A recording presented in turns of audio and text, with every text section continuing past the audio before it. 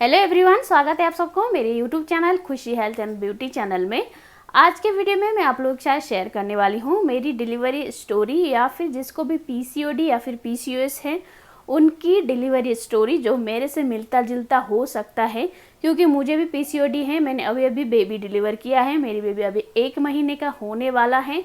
तो पीसीओडी जिसको भी है उन महिला को डिलीवरी के टाइम पे क्या क्या प्रॉब्लम आ सकती हैं, ये चीज़ के बारे में मैं आप लोगों के साथ शेयर करने वाली हूँ। ये मेरा पर्सनल एक्सपीरियंस है, ये डॉक्टर भी बोलते हैं। डॉक्टर ने जो जो चीज़ें मुझे बताई है और मैंने जो पर्सनल चीज़ें एक्सपीरियंस की हैं, जो मेरे साथ हुआ है, वो चीज़ मैं आप लोगों के साथ आज शेयर करने वाली हूँ।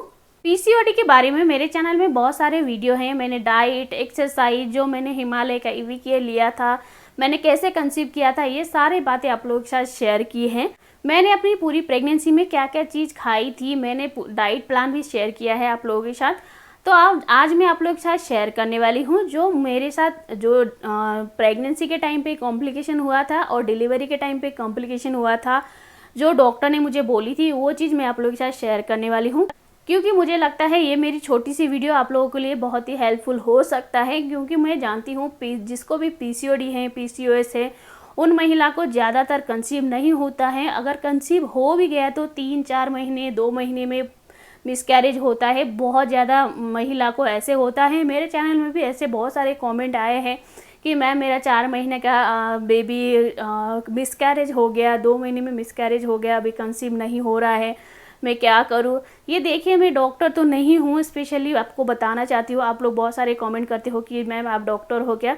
मैं डॉक्टर नहीं हूँ। जो मुझे हुआ है, क्योंकि मुझे पीसीओडी है, आप सब जानते हो, जो मुझे हुआ है, जो मैं डॉक्टर के पास गई हूँ, मैं बहुत टाइम, ये पीसीओडी के टाइम पे बहुत बार डॉक्टर के पास गई हूँ।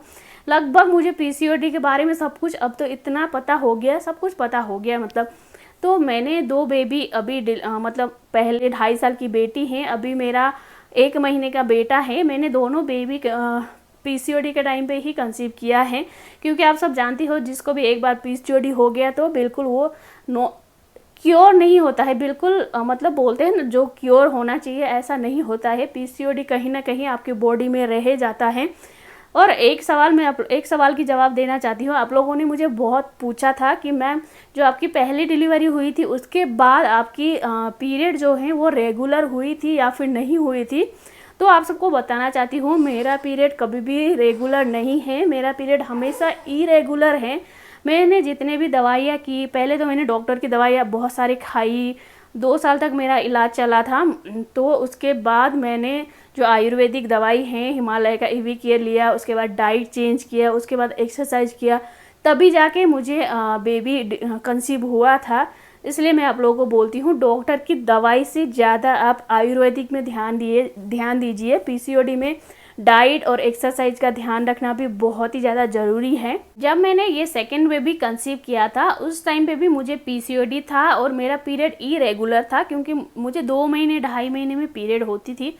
तो मैं ये बेबी कब कंसीव हुआ मुझे इतना पता नहीं चला। जिसको भी पीसीओडी होता है उसका पीरियड इरेगुलर होता है, रेगुलर नहीं होता है। जब मेरा ये सेकेंड बेबी हुआ था उस टाइम पे भी कब कंसीव हो गया मुझे इतना पता ही नहीं पड़ा, क्योंकि जिसको भी इरेगुलर पीरियड होता है, मेरे तो 1 महीने 2 महीने कभी 2.5 महीने में पीरियड आता था, तो मुझे पता नहीं पड़ा कि मैं प्रेग्नेंट हूँ।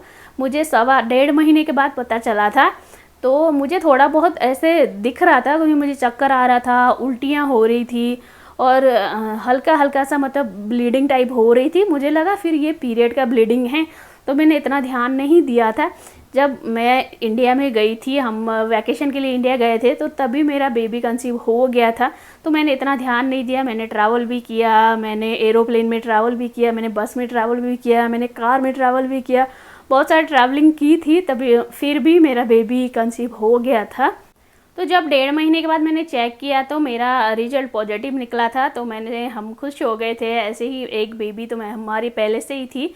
जब पीसीओडी में कंसीव होता है तो आपको ऐसे खुशी होती है, नॉर्मली कंसीव हो गया तो मैं इतना खुश हो गई थी, क्योंकि हमारी जो पहले बेबी थी तो बहुत मेहनत के बाद, मतलब बोलते हैं ना, बहुत दवाइयाँ खाने के बाद, बहुत ही एक्सरसाइज करने के बाद, डाइट फॉलो करने के बाद बहुत सारी चीज़ें की हैं। ये मेरी आपको एक वीडियो बनाई है मैंने पीसीओडी का डाइट, एक्सरसाइज, और सारे मैंने उस वीडियो में डिटेल में बताई दी है मैंने क्या क्या किया था। तो पहले बेबी बहुत ही ज़्यादा टेंशन में, मतलब बहुत ज़्यादा मेहनत करने के बाद हुई थी। तो ये मेरा सेकंड बेबी नॉर्मली इजीली हो गया था, तो हम बहुत खुश हो गए थे। तभी मैं आप लोगों को बोल रही थी, मैंने पहले वीडियो में भी आप लोगों को बोला था, क्योंकि जिसको भी पीसीओडी या फिर पीसीओएस का प्रॉब्लम होता है उस लेडीज़ को पहला बेबी जब हो जाता है उसके बाद बिल्कुल भी वेट नहीं करना चाहिए। बिल्कुल भी का मतलब 1-1.5 साल बाद ही या फिर 2 साल बाद ही दूसरा बच्चा कर लेना चाहिए। आपको बीच में कोई भी इस तरह की चीज़ें, दवाइयाँ या फिर इंजेक्शन नहीं लगाना चाहिए, क्योंकि अगर फिर आपको गैप हो गया, जैसे आपका बेबी पहला हो गया उसके बाद आपने सोच लिया हाँ मैं दूसरा बेबी 5 साल बाद या फिर 7 साल बाद करूँगी, अभी मैं सेटल नहीं हूँ, इस तरह से आपने अगर गैप दिया बीच में तो बहुत ज़्यादा चांसेस हैं कि आपका सेकंड बेबी नहीं होगा या फिर सेकंड बेबी करने में बहुत ज़्यादा प्रॉब्लम हो सकती है। जिस लेडीज़ को भी पीसीओडी या फिर पीसीओएस का प्रॉब्लम है, ये आपने भी अपने आसपास में देखा होगा या फिर आपने खुद ने फील की होगी। अगर आपकी बेबी 5-6 साल का हो गया या फिर हो गई और आप दूसरा करना चाहते हो तो आपको नहीं हो रहा है, तो मेन कारण यही है, बीच में गैप नहीं देना चाहिए, जल्दी से जल्दी कर लेना चाहिए। तो जब भी मैंने कंसीव किया, ऐसे तो नॉर्मली जैसे रूटीन है, जैसे प्रेग्नेंट जैसे जो भी प्रेग्नेंट लेडी होती है उस तरह का ही मेरा रूटीन चल रहा था। बट बीच बीच में मुझे चक्कर बहुत आ रहा था। पहले प्रेगनेंसी में मुझे इतना चक्कर नहीं आ रहा था, बट इस दूसरी प्रेगनेंसी में मुझे पूरा टाइम 9 महीने तक ही चक्कर आया। पता नहीं क्यों ऐसा हुआ, बट मुझे हर बार चक्कर आता था। मैं डॉक्टर के पास जाती थी, मैं डॉक्टर को बोलती थी कि मुझे चक्कर बहुत आता है, तो डॉक्टर भी बोलती थी। एक मुझे दवाई दी थी डॉक्टर ने, क्योंकि प्रेगनेंसी के टाइम पे डॉक्टर के किससे पूछे बिना कुछ भी दवाई लेना नहीं चाहिए, या आप लोगों को भी पता होगा प्रेगनेंसी के टाइम पे दवाइयाँ नहीं लेते हैं। तो डॉक्टर ने मुझे एक दवाई दी थी, जो मुझे बहुत ज़्यादा चक्कर आता था, मैं चल भी नहीं पाती थी, तो उसने ही मेरे को लिख के दी थी। वो थोड़ा लेने के बाद थोड़ा सा मतलब कंट्रोल होता था। और दूसरी चीज़, मुझे प्रेगनेंसी में कॉम्प्लिकेशन आई, यूरिन का इन्फेक्शन बहुत हुआ था मुझे। यूरिन इन्फेक्शन में भी मैंने दवाई ली थी, डॉक्टर ने ही लिख के दी थी।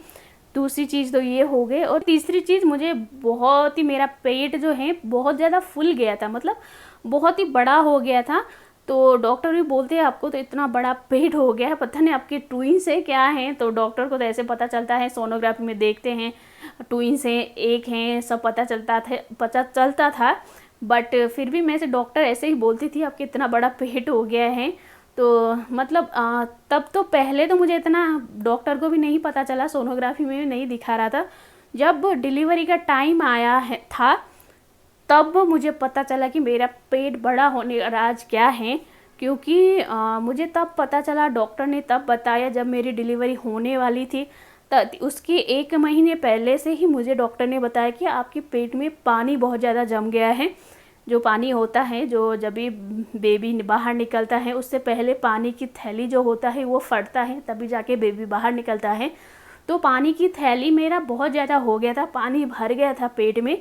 ये ज़्यादातर पीसीओडी या फिर पीसीओएस जिसको भी है उसको होता है, उस महिला को ये बहुत ज़्यादा चांसेस होता है कि या तो पानी कम हो जाता है, पानी की थैली कम हो जाता है।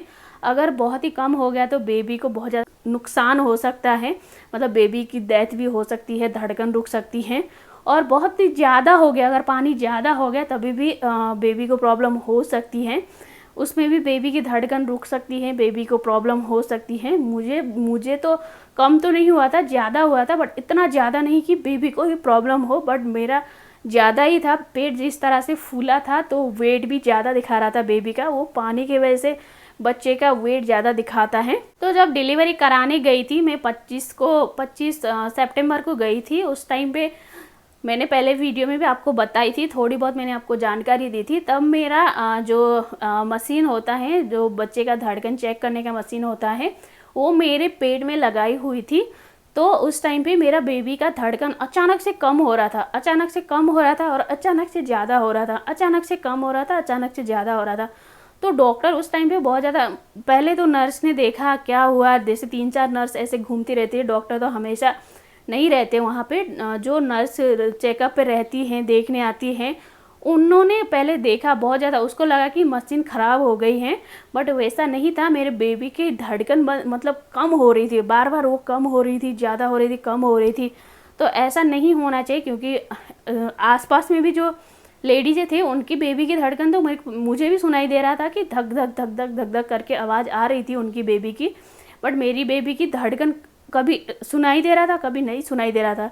तो नर्स जल्दी से जाके डॉक्टर को बुला के लाई। डॉक्टर ने देखा, मुझे सब कुछ चेक किया, तो डॉक्टर ने बोला कि आपकी ना पेट में बहुत ज़्यादा पानी जम गई है, इसकी वजह से आपकी बेबी को प्रॉब्लम हो सकती है। तो अभी आपकी पानी की थैली को फटाना पड़ेगा, मतलब फाड़ना पड़ेगा, नहीं तो बेबी को बहुत ही प्रॉब्लम हो सकती है। तो तभी मुझे बहुत ज़्यादा डर लगा था कि मैंने सोचा पता नहीं क्या हो गया। मैंने डॉक्टर को जल्दी से बोला आप कुछ भी करो, सिजेरियन करो, ऑपरेशन करो, कुछ भी करो, बट मुझे मैं और मेरा बेबी सेफ़ चाहिए। मैंने इस तरह से डॉक्टर को बोला। मेरे हस्बैंड ने भी सेम यही बोला कि मेरा बेबी और मेरी वाइफ मुझे सेफ़ चाहिए।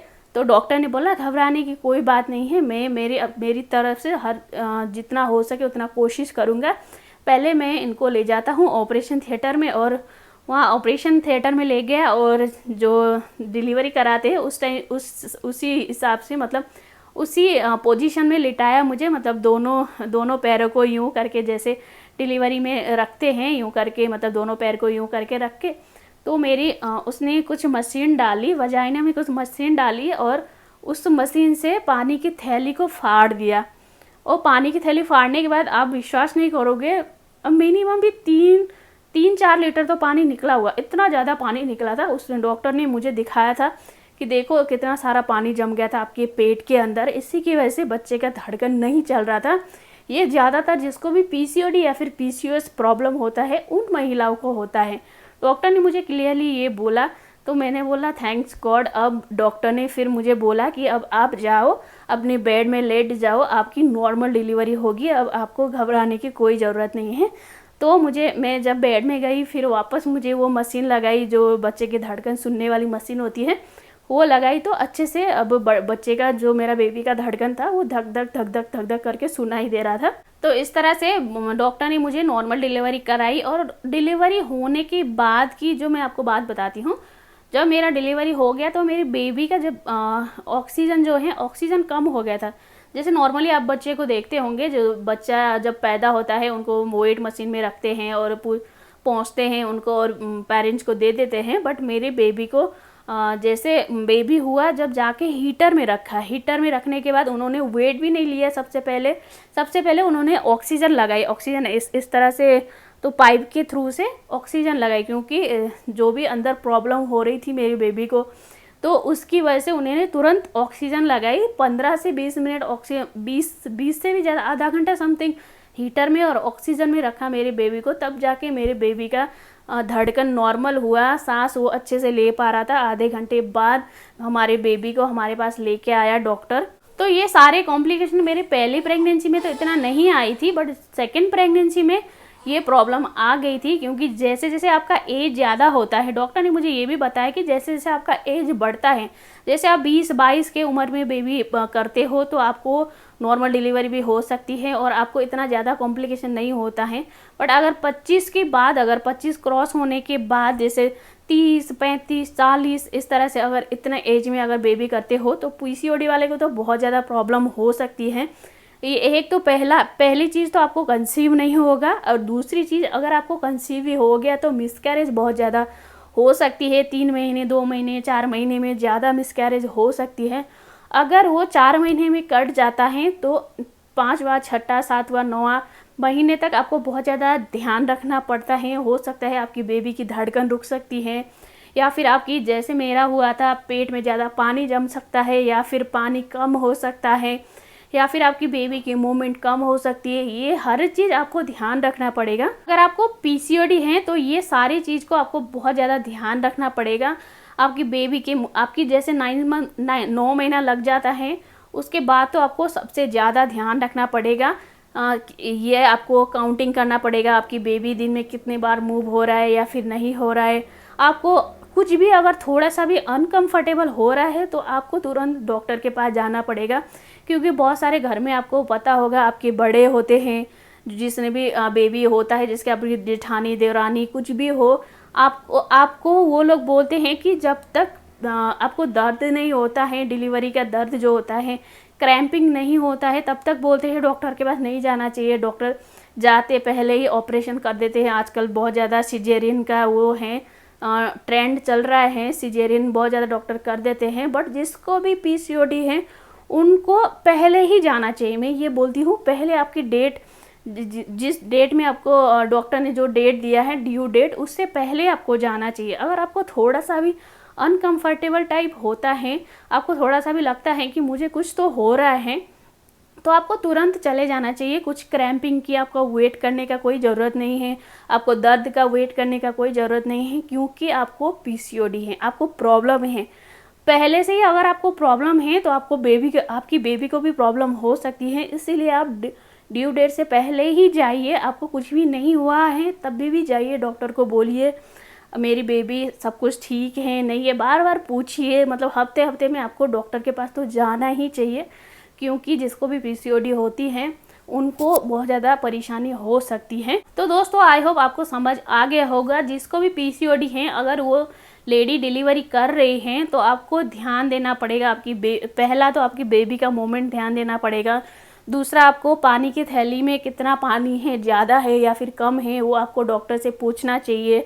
और डॉक्टर भी आपको ऐसे तो बता देते हैं, बट आपको भी पूछना चाहिए। और तीसरी चीज़ है, आपकी बेबी की धड़कन को ऑब्जर्व करना बहुत ज़्यादा ज़रूरी है, क्योंकि जिसको भी पीसीओडी होती है, अगर कुछ भी थोड़ा सा भी ऊपर नीचे हो गया तो बेबी का धड़कन रुक सकता है। क्योंकि जो भी मैं आपको एक चीज़ बता देती हूँ, जो मेरे एक रिलेटिव थी, उनको भी पीसीओडी था। तो उनकी बेबी 8 महीने का, 8 लड़की थी वो, मतलब 8 महीने का वो प्रेग्नेंट थी।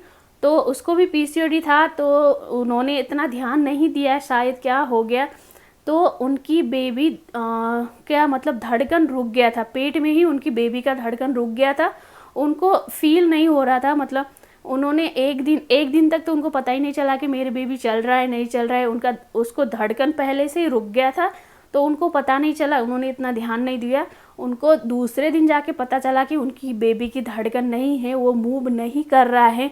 तो दूसरे दिन वो डॉक्टर के पास गई तो उनको पता चला कि उनकी बेबी नहीं रही, धड़कन रुक गया है। तो डॉक्टर ने बोला आपको ऑब्जर्व करना था, मैंने आपको बोला था कि आपकी बेबी अगर मूव नहीं कर रही है तो आपको तुरंत मेरे पास आना चाहिए, तो आपने क्यों लेट किया।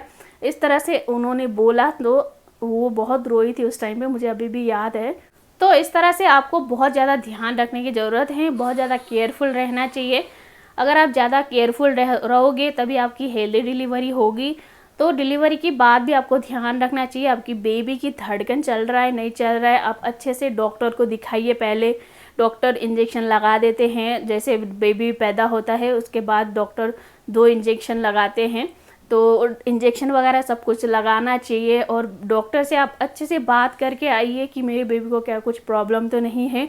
क्योंकि मैंने भी मेरी बेबी को जब वो ऑक्सीजन का वो लगाया था, तो मैंने वहाँ पे बहुत सारे बच्चे पैदा हुए थे। जब मेरी डिलीवरी हुई थी तो शायद 8 डिलीवरी हुई थी वहाँ पे, तो किसी की बच्चे को भी पाइप नहीं लगाया था, ऑक्सीजन के पाइप। जब मेरे ही बेबी को ऑक्सीजन का पाइप लगाया था तो मैं डर गई थी। मतलब मेरे हस्बैंड ने भी पूछा, मैंने भी पूछा, कोई बेबी को आप लगा नहीं रहे हो ऑक्सीजन, किसी को भी दे नहीं रहे हो, तो मेरे बेबी को क्यों लगा रहे हो। तो हमने इस तरह से पूछा था। डॉक्टर ने बोला था कि आपकी जब पेट में जो बेबी था उस टाइम पे आपकी बेबी के धड़कन जो है वो कम ज़्यादा हो रहा था, तो इसकी वजह से हम इसको हीटर में रख रहे हैं और ऑक्सीजन दे रहे हैं ताकि ये नॉर्मल ब्रीथ कर पाए, इसलिए हमने उसमें रखा है। तो आपको घबराने की कोई बात नहीं है, ऐसे बोला हमें और हमें थोड़ा शांति मिली। तो आई होप आपको भी थोड़ा बहुत हेल्प मिला होगा इस वीडियो को देख के। अगर आपको वीडियो पसंद आया है तो लाइक शेयर और कमेंट कीजिए और मेरे चैनल को सब्सक्राइब भी कर दीजिए। अगर आपको कुछ पूछना है तो आप मुझे कमेंट कर सकते हैं। आपकी कमेंट के मैं इतना जवाब तो नहीं दे पाती हूँ क्योंकि मेरा अभी छोटा बेबी है, तो मैं वीडियो बनाने की कोशिश करूँगी। फिर मिलती हूँ अगले वीडियो में, तब तक के लिए बाय बाय।